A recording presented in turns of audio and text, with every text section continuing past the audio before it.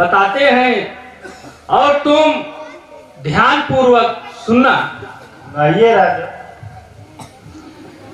जब वासुदेव भगवान विष्णु के नाभ कमल से ब्रह्मा जी की उत्पत्ति हुई तो उनसे महामुनि मरीच हुए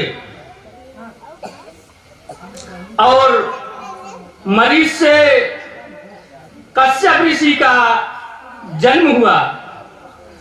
कश्यप जी की प्रथम पत्नी अदिति से विश्वान का जन्म हुआ, जिन्हें हम सूर्य कहते हैं। हे राजन, सूर्य से वैस्तव मनु, मनु से नभाग, नभग से नभाग, नभाग से अम्बरीश, अम्बरीश से विरूप और विरूप से बृहदस्व, बृहदस्व से रतिधर और रतिधर से महाप्रतापी इच्छुक का जन्म हुआ। इसीलिए इस वंश को इच्छुक वंश भी कहा जाता है। इच्छाक वंश भी कहा जाता है। इच्छाक से राजन कुछ से बिकुच से पुरांजय का जन्म हुआ। यहाँ से सतयुग का प्रारंभ होता है।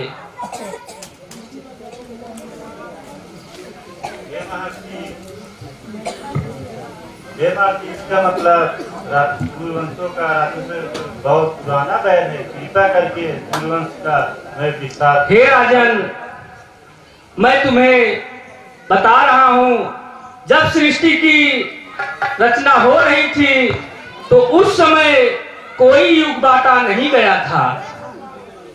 युग का प्रारंभ अब मैं तुम्हें बता रहा हूँ कब से हुआ। पुरांजय सतयुग के प्रथम सम्राट कहलाए। इन सब की राजधानी अयोध्या थी, जिन्हें हम कौशल राज्य कहते हैं। पुरांजय से अनर्णय प्रथम का जन्म हुआ कि तू हमारे ही कुल में जन्म लेने वाले किसी भी व्यक्ति से मारा जाएगा। इसी कारण रावण अयोध्या के हर निपट से युद्ध करता रहा और जिसे हरा देता था उसे मार देता था। इस वंश में आगे अन्य से बेन हुए, जिनकी अकाल मृत्यु हो गई। हे राजन, तो वंश आगे कैसे चले? वहां सप्तऋषि मौजूद थे। किसी ने उनके पांव की तालू रगड़ा, किसी ने हाथ की गद्दी रगड़ी। तो राजन, उनकी जान से निषाद का जन्म हुआ। निषाद राज से निषाद वंशियों के अनेकों कुल आज भी विद्यमान हैं। राजा बेन की दाहिनी भुजा से पृथु और बाईं भुजा से अर्च नामक स्त्री का जन्म हुआ। इन दोनों की ऋषियों ने मिलकर शादी करा दी।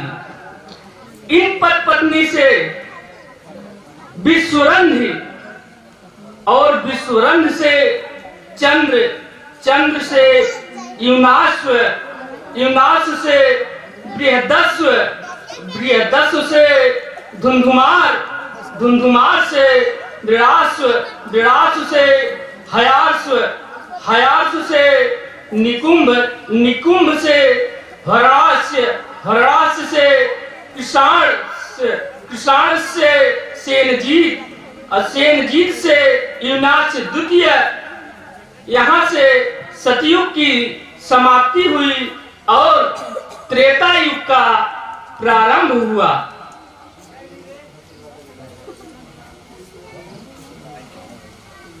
हे राजन, त्रेता युग के प्रथम सम्राट धर्मात्मा मान धाता हुए, जिससे हारने के बाद रावण ने अपने भांजे लवणासुर से के त्रिशूल द्वारा उनका वध करवाया। हे राजन, धर्मराज, आपके जिज्ञासावश मैं आपको राक्षसों के वंश का भी वर्णन सुनाता हूँ। परमपिता ब्रह्मा जी ने जब सृष्टि की रचना किया, तब समुद्र, जल और पृथ्वी बनाया। जो बनाया रक्षक के लिए,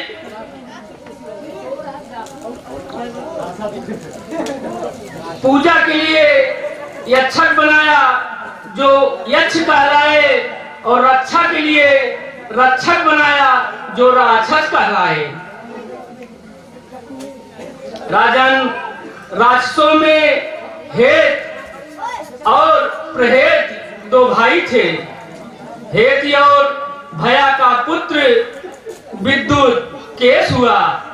विद्युत केश से सुकेश, और सुकेश के माल्यवान, सुमाली और माली 3 पुत्र हुए,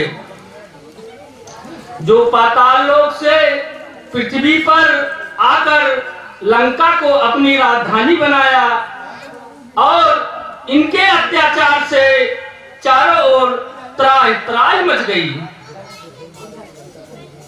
ये कहा कि लंका का निर्माण कब और कैसे हुआ, बताने की। ठीक है राजन, मैं आपको बताता हूँ।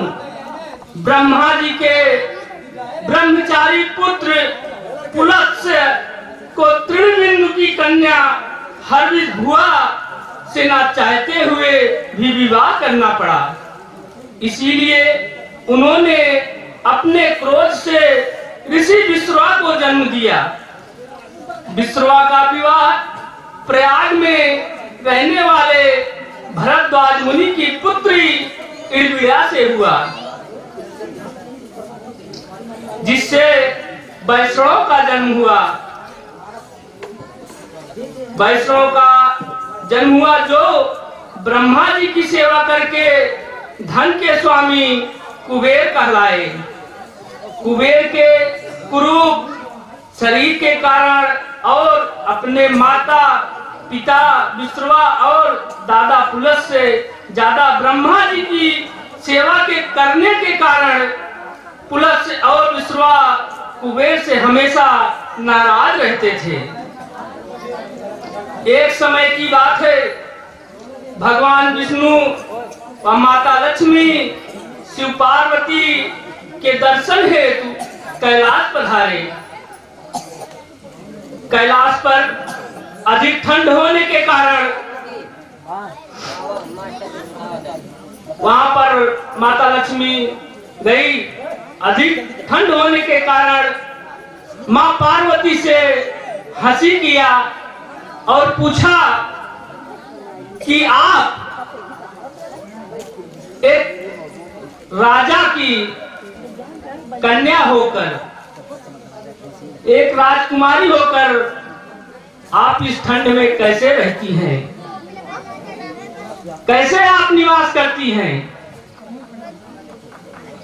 तो माता पार्वती शर्मा गई और लक्ष्मी जी ने अपना वैकुंठ दिखाने के लिए मां पार्वती शंकर जी को न्योता दिया कि आप हमारे वैकुंठ आए। हे राजन, एक समय वो भी आया। शंकर जी और माता पार्वती बैकुंठ घूमने गए। वहां की शोभा देखकर मां पार्वती चकित रह गई और बैकुंठ से लौटते समय राजन बैकुंठ से लौटते समय पार्वती मां शिव जी से इस प्रकार कहने लगी कि शिव जी करे तो क्या करें, लेकिन बैकुंठ देख के आई मां पार्वती